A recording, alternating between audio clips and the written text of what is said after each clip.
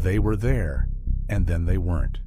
400,000 Confederate soldiers vanished, not killed in battle, not captured by Union forces, just gone. But this isn't a ghost story. It's a reckoning. These men didn't disappear into thin air. They melted away from a cause already collapsing under the weight of its own fatal lie. A lie that promised independence, but delivered ruin.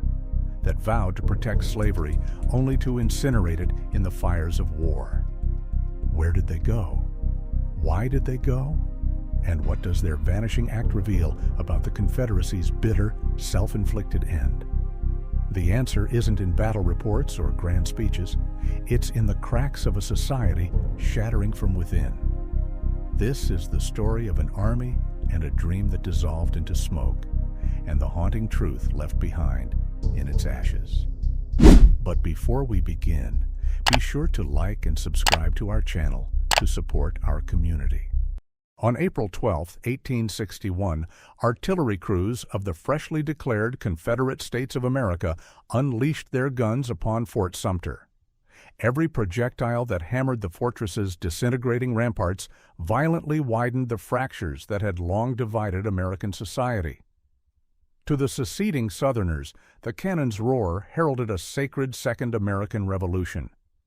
To global observers, this barrage inaugurated the American Civil War, with the Confederacy delivering the opening strike. Precise intelligence, or its absence, profoundly shaped military choices by commanders on both sides. Across the 1800s, affluent Southern elites cultivated an immensely lucrative economy anchored in cotton exports. This essential fiber, fueling global industry, saw ever-climbing prices, elevating the American South to the planet's fourth wealthiest economy. Beneath this prosperity, however, lay the bondage of millions of Black Americans. Without enslaved labor, the lavish lifestyles of Southern aristocrats faced obliteration. Thus, slavery became their non-negotiable priority. The South's fixation on human chattel deepened its rift with Northern states, where distrust of the institution grew. Radical Northern voices even championed nationwide abolition. For the slave-reliant South, no prospect was more horrifying. All tiers of Southern society clung to slavery's preservation. Throughout the region, 25% of white families owned slaves, with far denser concentrations in the Deep South. For them, abolition meant economic catastrophe.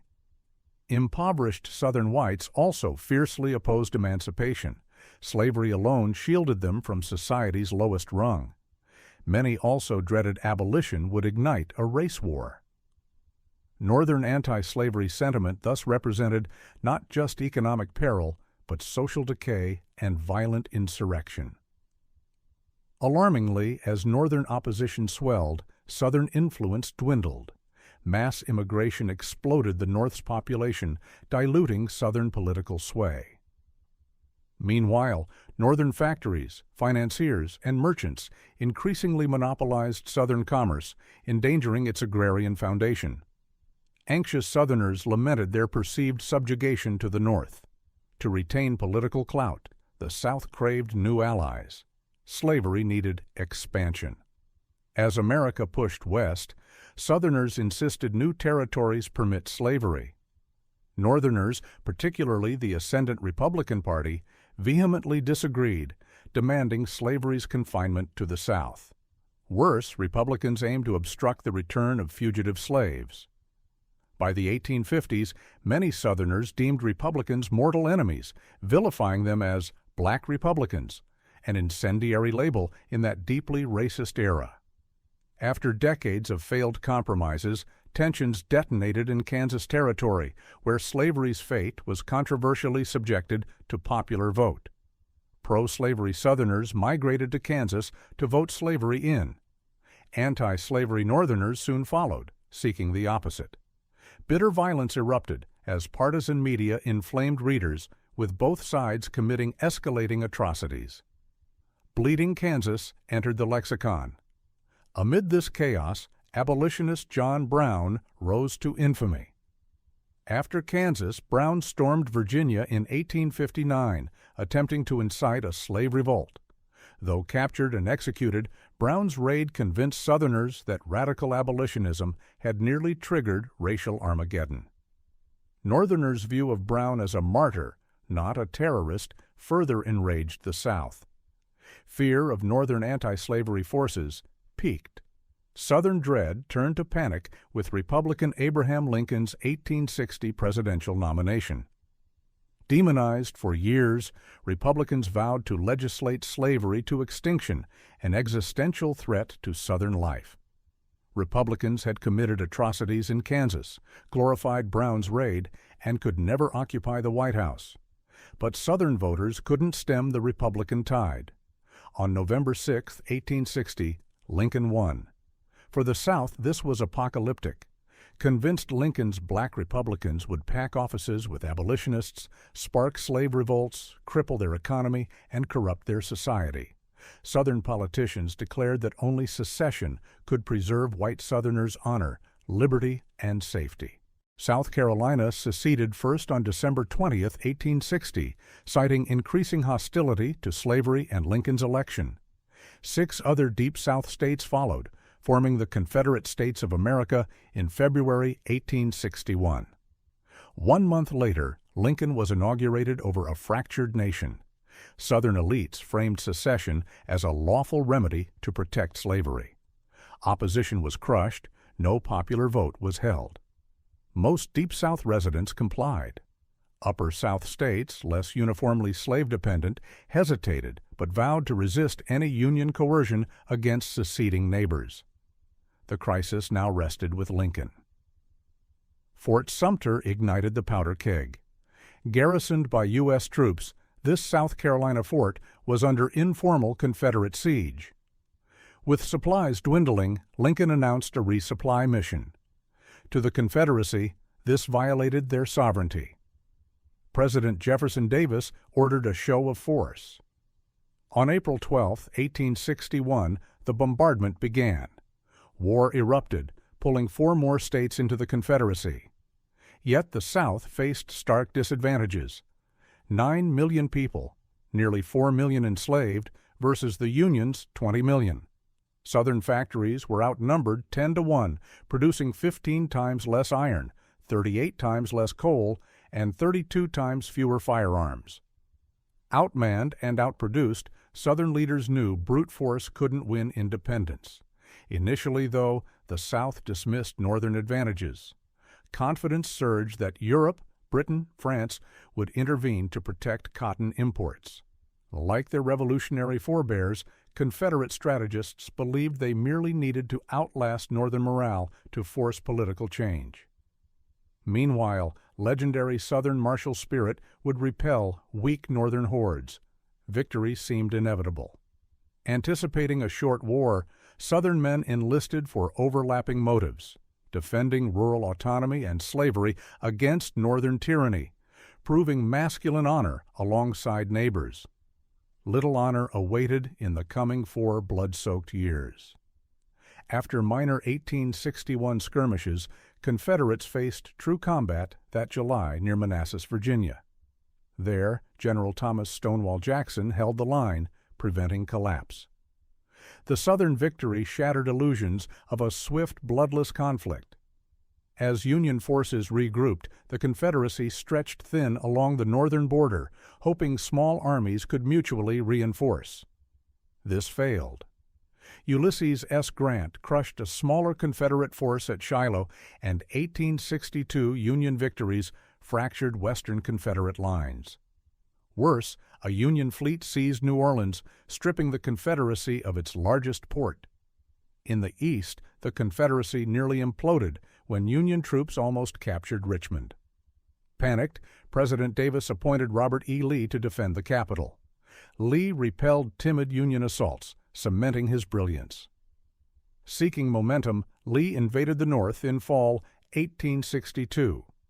Gambling, he divided his army, leaving Stonewall Jackson a detachment while advancing north. This nearly proved fatal when Lee's invasion plans fell into Union hands. A Union force twice his size hesitated just long enough for Lee to consolidate near Sharpsburg, Maryland. There, he'd fight. On September 17, 1862, the Battle of Sharpsburg erupted. Union attacks, poorly coordinated, failed to exploit their numbers. Still, Confederates barely held. Catastrophic losses nearly shattered their center. Southern reinforcements ended history's bloodiest day. Tactically inconclusive, the battle forced Lee's shattered army back south. Lee's failure empowered Lincoln to issue the Emancipation Proclamation, vowing to end slavery in rebel territory. For Europe's anti-slavery public, this electrified opinion. Britain and France wouldn't fight for slavery or Confederate independence. The South's likeliest victory path vanished. Despite bleak prospects, the Confederacy stalled Union advances. In the West, Grant pushed down the Mississippi but stalled at Vicksburg. In the East, Lee repelled larger Union armies at Fredericksburg and won masterfully at Chancellorsville. Though grieving Jackson's death, Lee felt confident enough to reinvade the North in summer 1863. By June, his troops entered Pennsylvania. Flush with past victories, Confederates brimmed with confidence, often arrogance. On July 1st, near Gettysburg, they routed a smaller Union force. But Lee underestimated nearby Union strength and soon faced the war's deadliest battle, outnumbered. With Union troops dug into high ground, Lee attacked to break their lines. On July 2nd, brutal combat buckled, but didn't break Union flanks. On July 3rd, Lee assaulted the center, failing bloodily. His devastated army limped home. The next day, Vicksburg fell to Grant, surrendering the Mississippi and bisecting the Confederacy. Lee's refusal to reinforce the collapsing West, betting everything on his failed invasion, made defeat bitter. The Confederacy's military plight worsened. Behind the lines, war ravaged society. A tightening Union blockade strangled cotton exports, while Southern politicians refused essential tax hikes. Hyperinflation soared. Slavery crumbled as Black Americans, emboldened by emancipation, seized freedom. With cotton exports choked and slavery unsustainable, the Southern economy's foundations collapsed. Poor Southerners suffered most. With men at war, women struggled to feed families. Bread riots erupted. Hated conscription drained farms, which also had to surrender 10% of crops to the state, though planters often evaded these demands. Wealthy secession advocates endured least, breeding resentment. Morale cratered. Desertions surged. Soldiers fled to aid starving families. This hemorrhage crippled the outnumbered South. Some deserters waged guerrilla war against the Confederacy itself. Davis tried rallying morale, but for many, independence seemed a losing wager. Fall 1863 offered near victory in the West. A divided Union army let Confederates smash isolated units. But General Braxton Bragg wasted this at Chickamauga, winning a Pyrrhic victory, but failing to capitalize. Union forces soon crushed Bragg at Chattanooga. For many Southerners, Chickamauga marked the war's turning point. One Confederate general lamented Southern soldiers' lost brilliant dash and extinguished hope after that squandered chance. With military victory fading, the South prayed Northern war weariness set in first. Outnumbered Confederates fought doggedly, now facing Union ranks, swollen by black soldiers, met with Confederate disgust. Southern commanders refused to recognize black soldiers as equals, often enslaving captives. Lincoln halted prisoner exchanges, dooming Confederates to wretched POW camps. Both sides hardened daily. Summer 1864 saw Union offensives threaten Confederate implosion. Sherman marched on Atlanta. Grant launched his overland campaign. Massive Union losses fueled Southern hopes that the 1864 election would oust Lincoln for a peace-seeking president. But Sherman's September capture of Atlanta revived Lincoln's popularity, securing re-election. The Confederacy's last hope died. Brutal fighting accelerated Southern chaos. After Atlanta, Sherman's Georgia raid annihilated the crippled Southern economy. Rumors of his merciless advance spread terror, likely boosting desertions. A Confederate countermaneuver led to an army's annihilation and the loss of vital farmland, crippling supply lines. Time was running out. In the East, Lee mauled Grant's advancing army, but suffered irreplaceable losses. Outnumbered Confederates were besieged at Petersburg, Richmond's supply lifeline. After months of trench warfare, Lee abandoned both cities in spring 1865. Southern collapse followed swiftly. Trapped near Appomattox Courthouse by a superior Union force, Lee surrendered on April 9, 1865. Soon, all major Confederate armies capitulated. The fight for independence ended, but the battle over its legacy began. Many Confederates believed secession preserved their families' status, safety, and dignity. Ironically, the war obliterated the society they fought to save. As their world crumbled, some soldiers blamed Northern aggression, hardening their resolve. These feelings intensified as they surrendered arms and swore humiliating oaths to Northern victors. Post-defeat, a Republican-led government dismantled Southern slavery, enfranchised black men, and occupied the South to enforce compliance. Northerners called this Reconstruction. White Southerners called it degradation. With their cause seemingly destroyed, shame curdled into rage, driving ex-Confederates toward groups like the KKK. The South lost the war but aimed to win the aftermath. As occupation troops withdrew and the South violently reinstated racial hierarchy, a new Civil War narrative emerged. This lost cause claimed the Confederacy fought not for slavery, but states' rights and heroic resistance to Northern tyranny. It resonated because it echoed elements of Southern self-perception while erasing slavery's centrality. This became the South's dominant narrative. But no single story captures the Confederate experience. Confederates knew their nation was founded to preserve slavery.